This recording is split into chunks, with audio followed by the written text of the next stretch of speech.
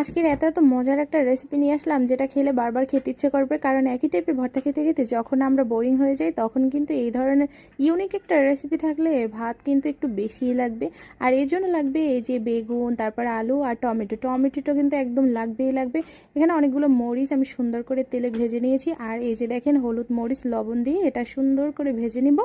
আর এই যে কালারটা দেখেন, মাশাআল্লাহ কতটা সুন্দর।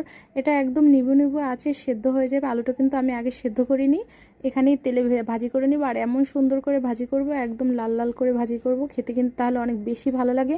আর এখানে পেঁয়াজ আর মরিচটা সুন্দর করে আমি ডলে রেখে দিলাম। আর এই যে দেখেন, এরকম লাল লাল করে ভাজতে হবে, তাহলে কিন্তু খেতে অনেক বেশি মজা লাগবে। তা একটা খেয়াল রাখতে হবে পুড়ে জানি না যায়। আর এই যে দেখেন, এটা এত সুন্দরভাবে সেদ্ধ হয়েছে, আমার কিন্তু হাত দিয়ে ম্যাশ করা লাগেনি, আমি কিন্তু এই চামচটা দিয়েই সুন্দর করে ডলে নিয়েছি। এই যে দেখেন, জিভে জল আনার মতো একটা রেসিপি। ভিডিওটি ভালো লাগলে লাইক কমেন্ট শেয়ার দিয়ে পাশে থাকবেন।